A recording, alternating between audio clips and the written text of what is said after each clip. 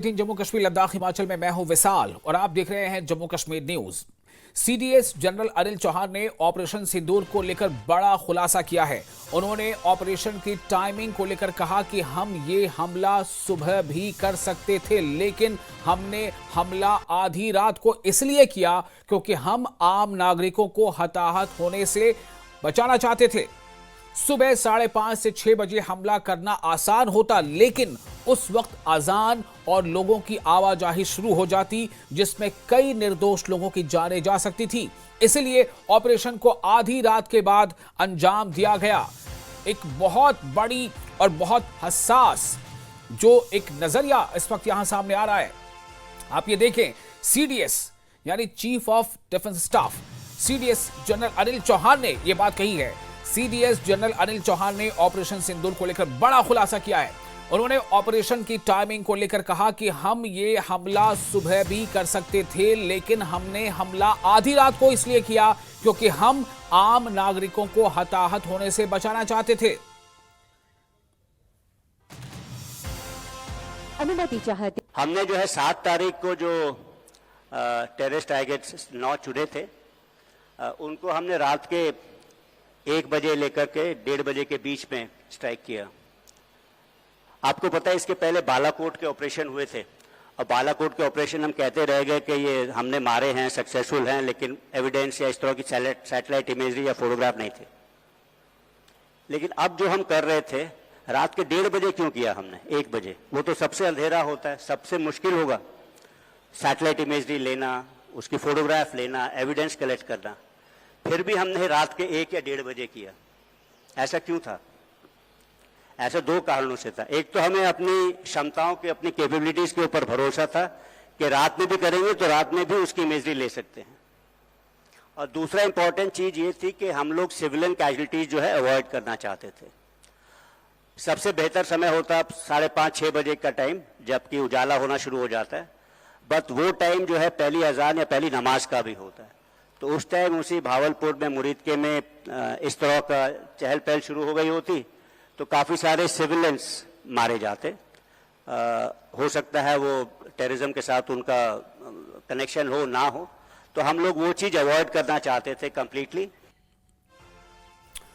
और सुना आपने क्या कहा सीडीएस ने। और आगे बढ़ते हैं, टूरिज्म को लेकर चीफ मिनिस्टर उमर अब्दुल्ला ने एलजी प्रशासन पर हमला बोला है। जी हां, चीफ मिनिस्टर उमर अब्दुल्ला ने हमला बोला है। किस पर? एलजी प्रशासन पर। चीफ मिनिस्टर उमर अब्दुल्ला ने बड़ा बयान देते हुए कहा है कि हम टूरिस्ट को कश्मीर लाने की कोशिशों में जुटे हैं। दूसरी तरफ एलजी प्रशासन ने कई टूरिस्ट स्पॉट बंद कर रखे हैं। सीएम ने कहा कि ऐसे हालात में वो हमें टूरिज्म प्रमोशन बंद करने के लिए कह दें और सरकार पर्यटन से जुड़े लोगों को नुकसान की भरपाई करे।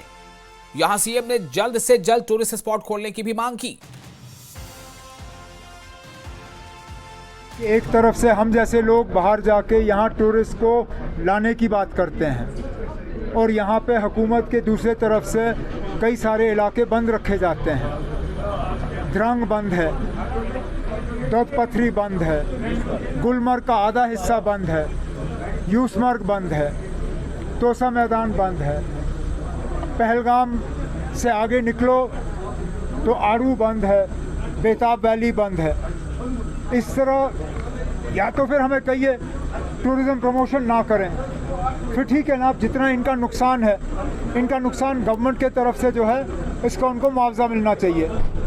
लेकिन हम दुनिया भर में कहते हैं कि कश्मीर नॉर्मल है, लेकिन ये नॉर्मलसी का कौन सा सबूत है? ठीक है, पहलगाम में हुआ, नहीं होना चाहिए था, लेकिन उसके बाद इक़दाम उठाए गए हैं।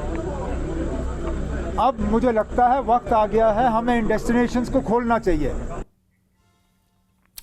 और पर्यटन को लेकर दिए गए बयान पर पीडीपी प्रवक्ता यानी तर्जुमान शौकिया कुरैशी ने चीफ मिनिस्टर उमर अब्दुल्ला पर ही सवाल उठा दिए हैं।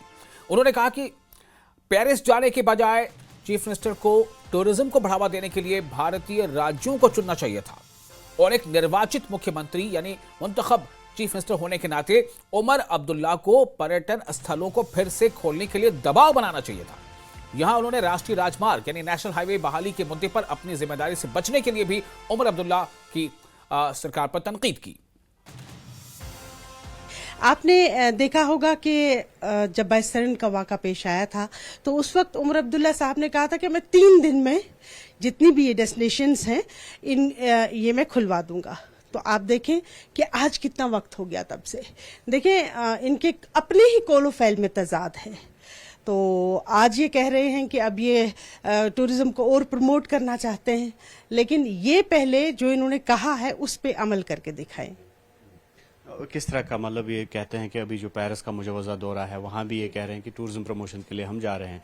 तो ओवरऑल अगर सिनेरियो देखा जाएगा कि टूरिज्म अभी जो सेक्टर है डिरेल ही हुआ है पहलगाम टेरर अटैक के बाद, तो किस तरह से क्या प्रतिक्रिया रहेगी आपकी, क्या करना चाहिए गवर्नमेंट को या क्या सुझाव? जी देखिए, हमारे यहाँ कश्मीर में जो टूरिस्ट आता है और जो वाकई यहाँ पैसा खर्चता है वो हमारे जो हैं हमारे मुल्क के बाहर के लोग नहीं हैं, बल्कि मुल्क में ही जो लोग हैं वो यहाँ पे आते हैं और पैसा खर्चते हैं। देखिए अब पूजा हॉलीडेज आ रही हैं तो इन्हें चाहिए था पेरिस के दौरे के बजाय, ये नासिर असलम साहब उनके साथ जा रहे हैं, पेरिस के दौरे पे जा रहे हैं, तो उससे बेहतर ये था कि ये बंगाल में अब पूजा हॉलीडेज होने वाली हैं, बाकी बहुत सी जगह हैं, तो यहाँ पे अगर कुछ काम करते तो वो इनके लिए बेहतर रहता। अब इनका मन है कि ये पेरिस घूमें और वहाँ की शामें एंजॉय करें, तो ये टूरिज्म के हवाले से मुझे नहीं लगता कोई काम करेंगे। तो डेस्टिनेशंस रीओपन करने पे आपका क्या टेक रहेगा, क्या करना चाहिए सरकार को? क्योंकि जिस तरह से उमर साहब ने कहा कि अब एक जानिब सरकार क्लेम कर रही कि नॉर्मल सी जो है वो लौट आई है,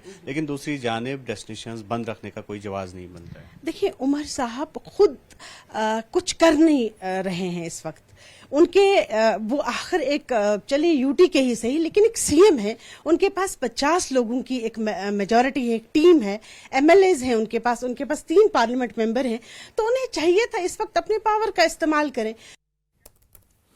और चीफ मिनिस्टर उमर अब्दुल्ला ने राजनीतिक नेताओं को हिरासत में लिए जाने और प्रोफेसर गनी भट्ट को शोक सभा में जाने से रोकने पर नाराजगी जताई है। उन्होंने कहा कि कश्मीर में सुरक्षा व्यवस्था इतनी तनावपूर्ण है कि शोक सभा के लिए भी इजाजत नहीं दी जा रही है, यानी किसी के मरने के बाद इजहार गम करने के लिए भी, कॉन्डोलेंस के लिए भी जाने की इजाजत नहीं दी जा रही है। उमर अब्दुल्ला ने कहा कि एक तरफ कहा जा रहा है कि नया जम्मू कश्मीर बना दिया गया है, लेकिन अपने ही लोगों पर भरोसा नहीं है। तो अफजाई के लिए जा रहे थे, ताज़ियत का इजहार करने जा रहे थे। क्या अब कश्मीर में हमारे ये सिक्योरिटी वाले इतने घबराए हुए हैं कि यहाँ अब ताज़ियत करने के लिए भी इजाज़त नहीं दी जा सकती है? मैं वही तो कहता हूँ ना, एक तरफ से तो हम कहते हैं सारा कुछ ठीक है, हालात बिल्कुल अच्छे हैं, एक नया जम्मू कश्मीर बना है, लेकिन हमें अपने लोगों पे यकीन नहीं है, अपने लोगों पे भरोसा नहीं है। क्या होता अगर महबूबा मुफ्ती वहाँ जाती? कौन सा तूफ़ान पेश होता? क्या होता अगर सजाद गनी लोन साहब वहाँ जाते? कोई बड़ा तूफ़ान नहीं होता। जाते, फातिहा पढ़ते, ताज़ियत के 2 अल्फाज वहाँ पे प्रोफेसर भट्ट साहब के ख़ानदान के साथ वो शेयर करते और वापस आ जाते।